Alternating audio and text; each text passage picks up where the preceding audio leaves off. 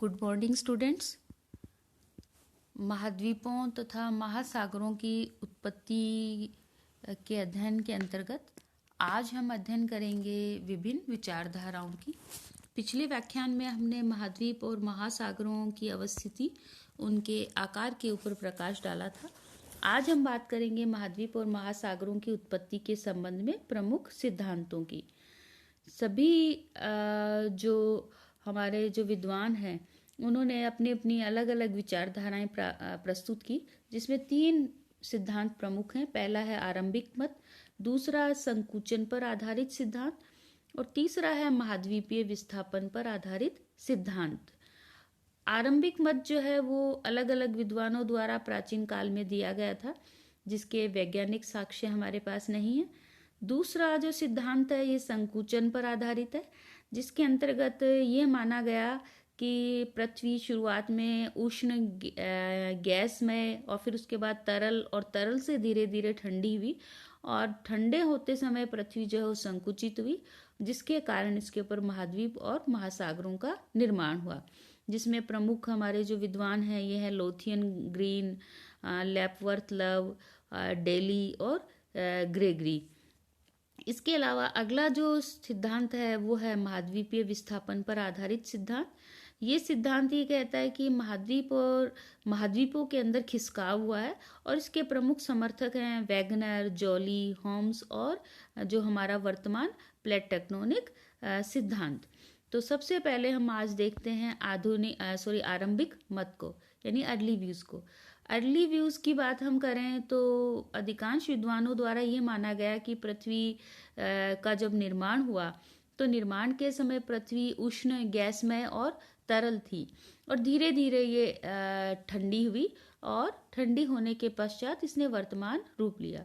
तो सबसे पहले हम बात करें कैल्विन की, तो कैल्विन ने ये माना कि पृथ्वी जब आरंभिक अवस्था में गैसीय अवस्था में थी तो जो आद्य पदार्थ जो था पृथ्वी के अंदर या जो भी मटेरियल जो था वो एक साथ घनीभूत हुआ, एकत्रित हुआ, जिसके कारण वहाँ पर महाद्वीपों का निर्माण हुआ और जहाँ जो स्थान रिक्त रह गए यानी जहाँ खड्डे नुमा आकार बन गए वहाँ पर महासागरीय गर्तों का निर्माण हुआ। इसी तरह से सोलस के अनुसार पृथ्वी जब तरल अवस्था में थी तो उसके ऊपर वायुमंडलीय जो दाब था उसकी विभिन्नता थी। तो जहाँ पर कहीं पर एयर प्रेशर जहाँ ज़्यादा था वहाँ पर गर्तों का निर्माण हुआ और जहाँ एयर प्रेशर कम था वहाँ पर महाद्वीपों का निर्माण हुआ। तो इन्होंने महाद्वीप और महासागरों की उत्पत्ति का कारण एयर प्रेशर को माना। इसी तरह से जो चैम्बरलिन और मोल्टन जो हैं इन्होंने जो अपना पृथ्वी की उत्पत्ति का सिद्धांत दिया है उसमें इन्होंने ये माना कि पृथ्वी का निर्माण जो है वो ग्रहाणुओं के एकत्रण से हुआ है। तो इन ग्रहाणुओं का जो एकत्रीकरण हुआ उस समय इनका संग्रहण जो है वो कहीं पर अधिक और कहीं पर कम मात्रा में हुआ। तो जहाँ अधिक मात्रा में ग्रहाणु थे वो भाग उच्च हुए तो और उच्च होकर महाद्वीपों में, और जहाँ पर कम मात्रा में थे वो गर्तनुमा आकार जो हैं भूभाग जो हैं वो महासागरीय नितल के अंदर परिवर्तित हुए। तो ये जो प्रारंभिक जो मत है ये विद्वानों द्वारा अपनी कल्पना के आधार पर दिया गया था, जो कि बहुत लंबे समय तक मान्य नहीं रहे। इसके पश्चात दूसरा हमारा सिद्धांत आया जिसको हम संकुचन पर आधारित सिद्धांत कहते हैं। संकुचन में विश्वास रखने वाले विद्वान जो है ये मानते हैं कि पृथ्वी अपनी अर्ली फेज के अंदर या अपनी प्रारंभिक अवस्था के अंदर उष्ण गैसमय और तरल थी और धीरे धीरे क्रमशः ये ठंडी और ठोस हुई। सबसे पहले पृथ्वी का जो बाह्य भूपटल जो है या बाह्य भाग जो है वो ठंडा और ठोस हुआ और धीरे धीरे इसका आंतरिक भाग भी ठंडा हुआ। इस प्रक्रिया में पृथ्वी में जैसे जैसे पृथ्वी का आंतरिक भाग ठंडा होने लगा तो पृथ्वी के अंदर सिकुड़न हुई और सिकुड़न के कारण कुछ भाग जो है वो नीचे की ओर धंसे, नीचे की ओर बैठे, तो जो और कुछ भाग जो है वो उभरे हुए रह गए। तो इनके अनुसार जो भूपटल के उभरे भाग जो थे वो महाद्वीप और जो नीचे की ओर जो धंसे हुए भाग जो हैं ये महासागरीय तल के अंदर या महासागरों में परिवर्तित हुए। इसमें सबसे पहला हम अध्ययन करेंगे विद्वान सबसे पहले लोथियन ग्रीन जो हैं इनके सिद्धांत का हम अध्ययन करेंगे। इनका सिद्धांत जो है वो टेट्राहीड्रल थ्योरी या फिर चतुष्फलकीय सिद्धांत के नाम से जाना जाता है। इन्होंने 1875 के अंदर अपना ये सिद्धांत प्रस्तुत किया और ये थ्योरी जो है ये ज्योमेट्री बेस्ड है, यानी ज्यामिति के ऊपर आधारित है। और खासकर इनका जो सिद्धांत है ये ब्यूमोंट का जो पेंटागोनल डोडी का हेड्रन जो थ्योरी है उसका संशोधित रूप जो है माना गया है। इसके साथ ही ये भी माना गया कि इनका सिद्धांत फेयरबर्न की जो खोज है उसके ऊपर आधारित है। ये सिद्धांत फेयरबर्न का जो सिद्धांत है उसके अनुसार कोई भी गोलाकार वस्तु जो है उसको चारों ओर समान भार से दबाया जाए तो उसकी आकृति जो है वो चतुष्फलकीय हो जाती है। और चतुष्फलकीय वह आकृति है जो बराबर भुजाओं वाले सपाट और चपटे धरातल वाले 4 त्रिभुजों द्वारा निर्मित होती है। यानी इसमें 4 ट्रायंगल होते हैं जो कि एक टेट्राहीड्रॉन का निर्माण करते हैं। और जो टेट्राहीड्रॉन या चतुष्फलक होता है इसका आयतन धरातलीय क्षेत्रफल की अपेक्षाकृत न्यूनतम होता है। तो फेयरबर्न के इस सिद्धांत को इन्होंने आधार मानकर लोथियन ग्रीन ने अपना सिद्धांत जो है वो यानी टेट्राहीड्रल थ्योरी जो है वो दी। इनके अनुसार पृथ्वी उत्पत्ति के समय गोले के रूप में थी, गर्म थी, उष्ण थी, गैस में थी, धीरे धीरे ठंडी हुई। क्रस्ट सबसे पहले ठंडी हुई, ठोस हुई, उसके बाद धीरे धीरे आंतरिक भाग ठंडा हुआ और जिसके कारण पृथ्वी में संकुचन हुआ। और संकुचन के समय क्रस्ट का जो ठंडा हुआ भाग जो था वो नीचे की ओर बैठने लगा और जिसके कारण इस प्रोसेस या इस प्रक्रिया में बाह्य भाग और आंतरिक भाग के अंदर अंतर आया। और पृथ्वी के ऊपर हम सभी जानते हैं गुरुत्वाकर्षण बल भी कार्यरत होता है जिसके कारण बाह्य क्रस्ट जो है वो आंतरिक भाग पर बैठने लगी और जिसके कारण उसका कुछ भाग तो ऊपर की ओर उत्थित रह गया और कुछ भाग जो है वो नीचे की ओर बैठने लगा। और जब पृथ्वी जैसे जैसे बैठने लगी इसका बाह्य क्रस्ट जो है अंदर की ओर बैठने लगा तो धीरे धीरे इनके अनुसार इसका आयतन कम हुआ और आयतन कम होने के साथ साथ पृथ्वी जो गोलाकार जो रूप था ये चतुष्फलकीय आकार के अंदर धीरे धीरे परिवर्तित होने लगी। तो लोथियन ग्रीन की बात करें तो इनके अनुसार पृथ्वी जैसे जैसे आगे भी ठंडी होती जाएगी वैसे वैसे इसका जो चतुष्फलक जो इसकी आकृति है ये स्पष्ट होती जाएगी। इनके अनुसार पृथ्वी जो है वो अभी भी चतुष्फलकीय आकार में है। तो चतुष्फलक वह आकृति है जो 4 समबाहु त्रिभुजों से निर्मित है और इसका आयतन धरातलीय क्षेत्रफल की अपेक्षाकृत न्यूनतम होता है। और गोले की हम बात करें तो गोला वह आकृति होता है जिसका आयतन धरातलीय क्षेत्रफल की अपेक्षाकृत अधिकतम होता है। तो लोथियन ग्रीन ये मान रहे हैं कि पृथ्वी गोले से किस में परिवर्तित हो रही है, चतुष्फलक के अंदर परिवर्तित हो रही है और जिसका आयतन सरफेस एरिया की अपेक्षाकृत मिनिमम होता है। तो धीरे धीरे लोथियन ग्रीन के अनुसार पृथ्वी ठंडी होकर एक चतुष्फलक को प्राप्त कर रही है। अब इस चतुष्फलक के जो उच्च उठे भाग जो हैं इनके अनुसार ये जो कॉर्नर वाले भाग हैं या ऊंचे उठे भाग जो हैं ये महाद्वीप और जो चपटे क्षेत्र जो हैं ये महासागरों के अंदर परिवर्तित हुए। तो चतुष्फलक का जो उत्तरी सपाट भाग जो है उस पर आर्कटिक महासागर और शेष जो 3 चपटे भाग हैं उनके ऊपर इनके अनुसार प्रशांत, अटलांटिक और हिंद महासागर जो है इनका निर्माण हुआ।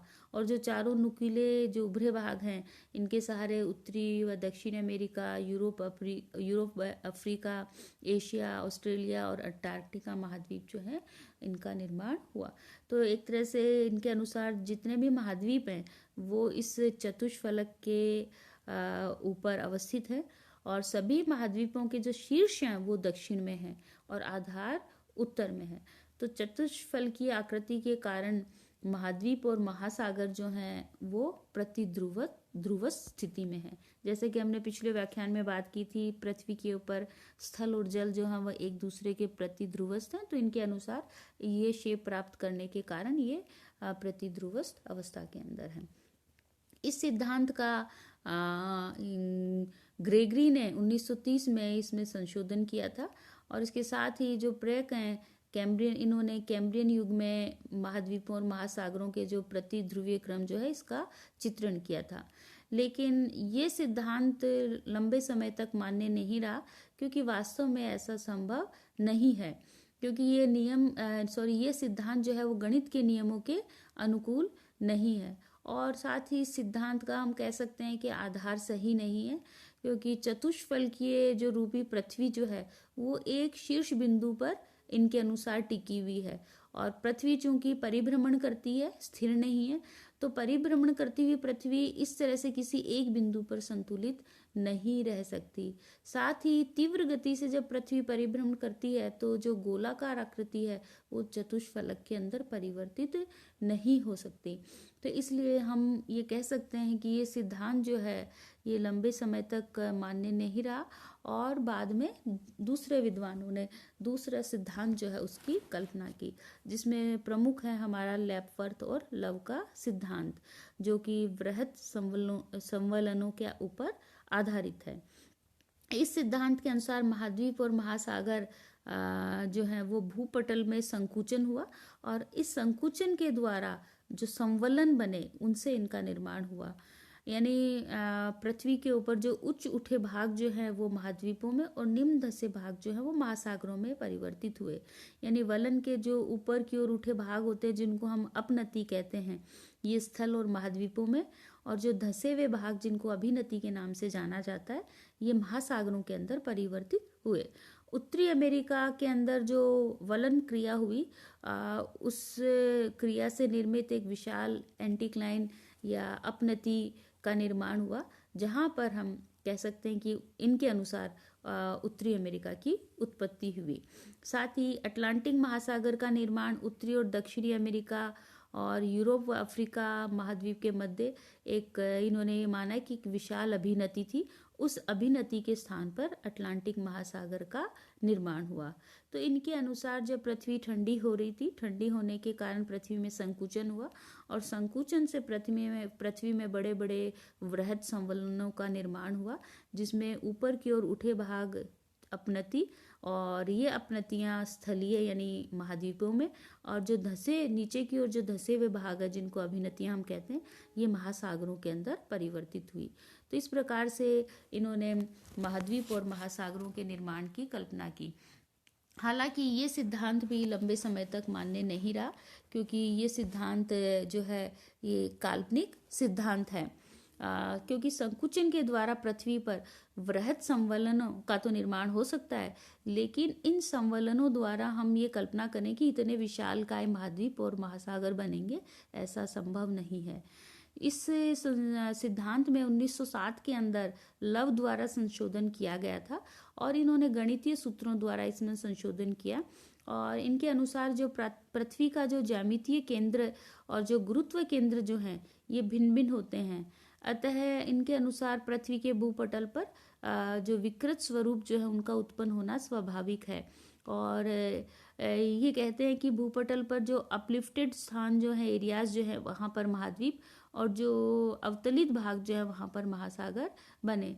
लेकिन संशोधन के पश्चात भी ये सिद्धांत जो है वो लंबे समय तक मान्य नहीं रहा, क्योंकि इस आधार पर हम छोटी छोटी स्थलाकृतियों का निर्माण उनके निर्माण की कल्पना तो कर सकते हैं, लेकिन इतने बड़े विशालकाय महाद्वीप और महासागरों के निर्माण को हम नहीं, इनकी उत्पत्ति को हम नहीं मान सकते। अगला सिद्धांत जो दिया गया है ये है डेली का फिसलन सिद्धांत। फिसलन सिद्धांत यानी महाद्वीपों में या भूखंडों में फिसलन। ये सिद्धांत इन्होंने 1926 में दिया था, और इनका ये सिद्धांत गुरुत्व के आधार पर आधारित है। इनके अनुसार पृथ्वी के आंतरिक भाग में निरंतर हलचल होती रहती है, यानी अव्यवस्थाएं होती रहती हैं, जिसके कारण भूपटल के ऊपर ऊंचे और नीचे भाग जो है वो उत्पन्न होते हैं। पृथ्वी का जब निर्माण हुआ तब पृथ्वी गैसमय अवस्था से तरल अवस्था में परिवर्तित हुई, और इस क्रिया में पृथ्वी के आंतरिक भाग में अलग अलग घनत्व वाले पदार्थों का अनियमित रूप से घनीभवन हुआ, और भूपटल के ऊपर अलग अलग प्रकार की आकृतियाँ यानी विकृत आकृतियाँ उत्पन्न हुई। साथ ही डेली ने यह कहा कि इन्होंने जॉर्ज डार्विन जो है उनके सिद्धांत का अनुसरण करते हुए उन्होंने ये कहा कि प्रशांत महासागर की जो तली है इसका निर्माण चंद्रमा के पृथक होने के कारण माना। यानी इनके अनुसार चंद्रमा जो है वो पृथ्वी का ही हिस्सा है और चंद्रमा का जो मटेरियल या पदार्थ जो है, मैटर जो है, वो प्रशांत महासागर का जो हिस्सा है उसमें से अलग हुआ है। तो इनके अनुसार प्रशांत महासागर की तली से चंद्रमा पृथक होकर आज मौजूद है या इससे पृथक हुआ है। तो डेली के अनुसार ये कहते हैं कि भूपटल पर एक पेंजिया नामक विशाल महाद्वीप अवस्थित था जिसके चारों तरफ एक सागर था जिसको इन्होंने पैंथालसा के नाम से जाना। हालांकि ये वैगनर ने नाम लिया था पर इन्होंने भी इसी प्रकार के आकार की कल्पना की। और ये कहते हैं कि गुरुत्व की अधिकता के कारण ये जो भी महाद्वीप हैं ये खंडित हुए और जिसके कारण इनके कुछ भाग जो हैं वो बेसाल्ट निर्मित अधस्तर में धंसे।